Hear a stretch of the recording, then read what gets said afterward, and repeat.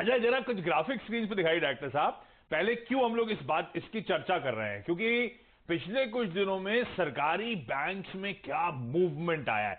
आपकी स्क्रीन पे ग्राफिक्स आएंगे, वो ग्राफिक्स में सेंसेक्स, सरकारी कंपनीज और सरकारी बैंक्स, इन तीनों के इंडेक्सेस स्क्रीन पर देखिए आपके, किस तरह का मैसिव आउट परफॉर्मेंस है सरकारी बैंक्स में। इस महीने 45% के रिटर्न दे डाले इन सरकारी बैंक्स ने। इस तरह की धूम मचा रखी है, इस तरह की तेजी है। और जो स्पेसिफिक सरकारी बैंकिंग स्टॉक्स हैं, इस महीने के रिटर्न भी स्क्रीन पर लेकर आइएगा। 15-20% से लेकर 90% तक इस महीने ऑलरेडी ये सरकारी बैंक्स उछाल दिखा चुके हैं। ये हो क्या रहा है प्रदीप? ये जो आपने चक्र लगाया है ना, मुझे ऐसा लग रहा है कि मैं कोणार्क के सूर्य मंदिर में पहुंच गया हूं। तो ऐसी ऐतिहासिक वाली फीलिंग आ रही है। तो मैं आपको बताता हूं, एक समय की बात है, मैं बैंकिंग एनालिस्ट हुआ करता था एक ब्रोकरेज में, और बैंक ऑफ इंडिया का शेयर उस समय चलता था 38 रुपए। मैंने उस पर एक रिपोर्ट बनाई थी और बहुत हिम्मत करके 54 रुपए का टारगेट दिया था। हाई क्या बना मालूम है आपको? 5 साल के अंदर करीब करीब बना था, मैं आपको एग्जैक्ट बताता हूं, 589 रुपए। यानी वहां से 10 बैगर। पर 2001 में, यानी ये मैं 2003 की बात कर रहा हूं, उसके 2 साल पहले 9 रुपए का लो बनाया था इसने। तो 9 रुपए से करीब 600 रुपए। इस तरह का जब वक्त बदलता है तो आपको शेयर के भाव दिखाई देते हैं। इस बार भी शायद लोगों को लगता है कि वैसी कुछ कहानी रिपीट हो सकती है, इसलिए देखिए इस समय फिर से इनमें बाइंग हो रही है, क्योंकि आज उस 600 रुपए के हाई के सामने आज भी आप तो इतनी अच्छी तेजी की स्टोरी बता रहे हैं, लेकिन उस तेजी के बाद भी आप 1/6 पे हैं। और इस 1/6 के दौरान क्या हुआ 10 साल में? बैंक ऑफ इंडिया का एनआईआई 6,000 करोड़ से 18,000 करोड़, यानी 3 गुना। एसेट्स 3.25 लाख करोड़ से 6.5 लाख करोड़, डबल से भी ज्यादा। नेटवर्थ या बुक वैल्यू 14,000 करोड़ से 45,000 करोड़, यानी 3 गुना। तो प्राइस टू बुक पे उस वक्त जिस मल्टीपल पे ये चल रहा था, जब इसने अपने हाइस बनाए थे 2010 में, उसके मुकाबले में आज आपको 1/3 मल्टीपल भी मिले तो भी वही भाव होना चाहिए। और वहां से आप कितनी नीचे है, तो मल्टीपल वाइज आप 1/18 पे हैं। 5% का वैल्यूएशन दे रहे हैं, तो बहुत डीप डिस्काउंट लोगों को लगता है। लेकिन हाँ, उसकी वजह है कि इनके एनपीएस वगैरह काफी बढ़ गए। लेकिन अगर आप इस वक्त इसके 9,000 करोड़ के नेट एनपीए यहां से निकाल दीजिए, तो भी इसकी जो एडजस्टेड नेटवर्थ बनती है वो भी तो 35,000 करोड़ बनती है। उसके सामने भी आप ये डिस्काउंट पे चलते हुए फिलहाल देख रहे हैं इस स्टॉक को। और ये बात दूसरी तमाम बैंकों के बारे में, ये मैंने मिसाल के तौर पे लिया क्योंकि ये हिस्टोरिक है मेरे लिए भी, और इस समय भी जो सारे बैंक चल रहे हैं हमें समझ में आ गई स्टोरी है क्या। बिल्कुल। तो यही बात हर जगह है, और ये बात तो सिर्फ इस बात पे है कि ये पीएसयू बैंक के तौर पे ही अगर यहां से कारोबार सुधरने लगे तो कहां तक जाना चाहिए। लेकिन अगर प्राइवेटाइज हो जाए तो वो कहानी और भी इंटरेस्टिंग है। आप आईसीआईसीआई बैंक और एसबीआई को कंपेयर करिए, एनपीए की प्रॉब्लम दोनों में कोई बहुत अंतर नहीं है। और वैल्यूएशन कैसे है? आईसीआईसीआई बैंक अपने बुक वैल्यू से 3.5 गुना पे ट्रेड हो रहा है, और एसबीआई अपने बुक वैल्यू से 1.35। वो भी अभी तेजी आ गई इसीलिए। हाँ, तो वैल्यूएशन गैप इतना बड़ा है। तो एक सरकारी बैंक जो सरकारी बैंकों के हिसाब से भी अपने हिस्टोरिक वैल्यूएशन से बहुत नीचे है, अगर प्राइवेट हो जाए तो। गौरांग सर, ये प्राइवेटाइजेशन पीएसयू बैंक्स का टेक ऑफ होना वैसे सच अब मुश्किल है, और उसमें बड़ी दिक्कतें आनी है एम्प्लॉइज को लेकर, यूनियंस को लेकर, हमेशा हम देखते हैं। ये बताइए, शेयर होल्डर्स के पर्सपेक्टिव से क्या वाकई वेल्थ क्रिएशन की गुंजाइश आपको नजर आती है स्पेस में? मैं अभी सिर्फ सरकारी बैंक पे फोकस करूंगा, सरकारी कंपनीज बाद में। धन्यवाद आशीष, आप सभी को शुभ दिन हमारे तरफ से। तो पीएसयू चक्र मेरे ख्याल से बहुत ही उचित नाम दिया है इस विषय का आपने। और 2014 के पहले सरकारी राजनीति और कुछ चुनिंदा कॉरपोरेट नामों के बीच के चक्रव्यूह में सरकारी बैंक फंसी हुई थी। 2014 के बाद काया परिवर्तन हुआ है और इनकी कुंडली में भी परिवर्तन हुआ है।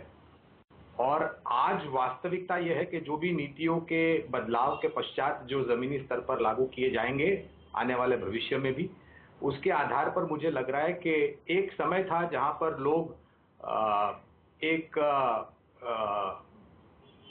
पीएसयू कंपनियां या पीएसयू बैंक को मेरे ख्याल से बिल्कुल नजरअंदाज कर रहे थे और पक्षपात हो रहा था निजी कंपनियों के तरफ और बैंक्स के तरफ। लेकिन अब ये जो बदलाव हुआ है उससे हमें लग रहा है जियोजित में कि कुछ नाम ऐसे हैं सरकारी बैंक्स में और कंपनियों में जिसको आपको नजरअंदाज नहीं करना चाहिए और आपके पोर्टफोलियो में इनको शामिल करना चाहिए। एक बात बिल्कुल कहना चाहूंगा यहाँ पर आशीष, कि जो नाम आपके और हमारे सामने या बीच में आए, ये रॉयटर्स के तरफ से हैं। अगर मैं गलत हूं तो आप मुझे सही करना। सरकारी सूत्रों के तरफ से मेरे ख्याल से कोई स्पष्टीकरण आया नहीं है, और हमने पिछले 3-4 दिनों में 30-40% की ज्यादा की बढ़त कुछ नामों में, सरकारी बैंकों के नामों में देख चुके हैं हम। तो थोड़ा बहुत सावधान रहने की भी मैं यहाँ पर बात करूंगा। बिल्कुल ठीक है। और हमने उसके बाद गवर्नमेंट ऑफिशियल की तरफ से जो सूत्रों के हवाले से जो खबरें आई वो अपडेट भी दी है, उसके बावजूद इन स्टॉक्स में रैली, इन स्टॉक्स में मोमेंटम नहीं थमा। ये तो फैक्ट है। अच्छा आशीष जी, स्वागत है आपका भी। क्या आपने अपने पोर्टफोलियो में इस प्राइवेटाइजेशन के डेवलपमेंट के बाद प्राइवेटाइजेशन रिलेटेड कोई बेट लिया? Good afternoon Ashish ji.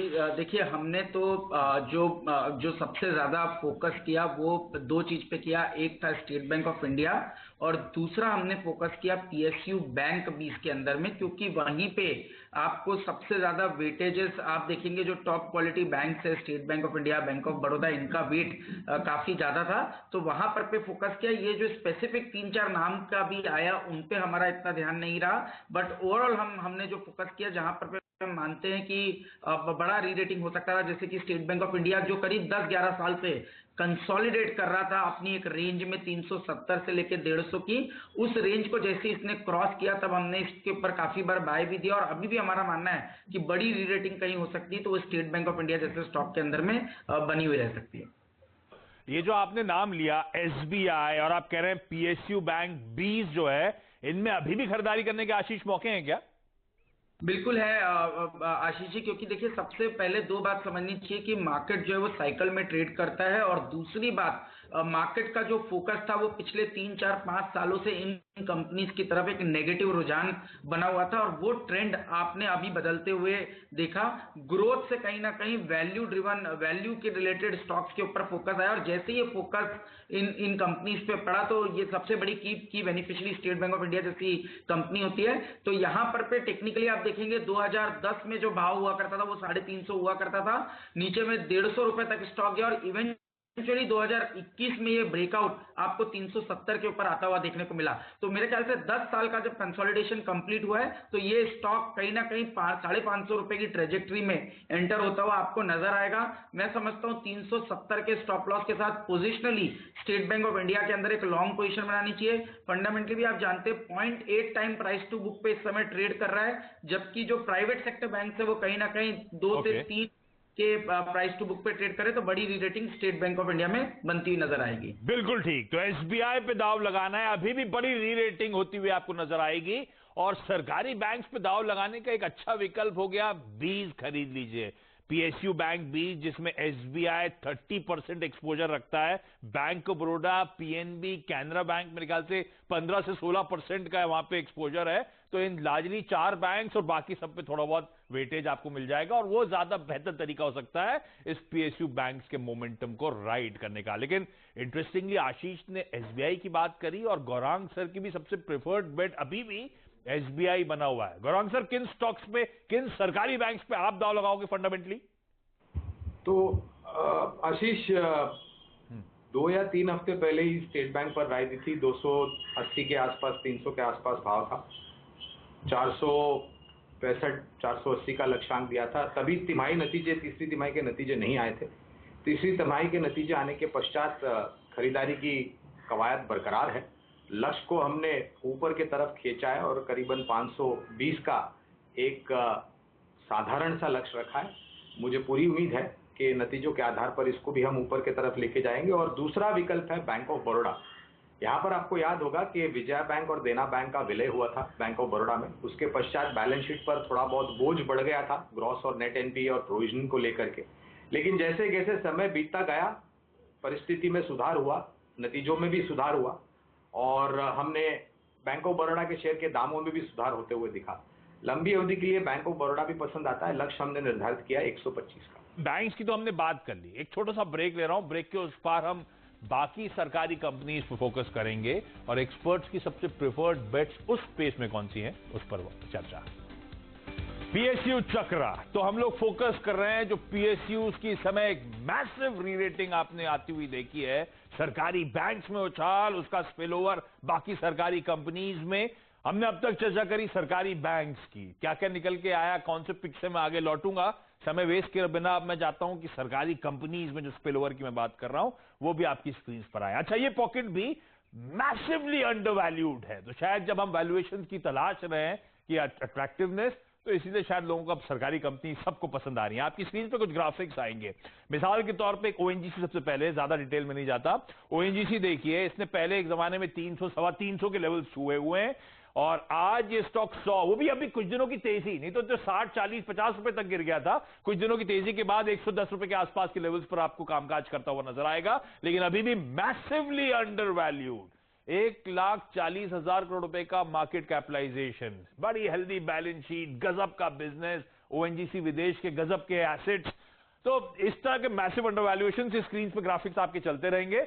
लेकिन गौरांग सर, क्विकली ये समझाएं, क्या वाकई जब हम वैल्यूएशन कैचअप होते हुए देख रहे हैं सरकारी कंपनीज में, तो एक अच्छा विकल्प हो सकता है, बैंक्स में वो हो रहा है, इन सरकारी कंपनीज में भी अच्छा वैल्यूएशन कैचअप होगा? अगर हाँ, तो आपका सबसे प्रिफर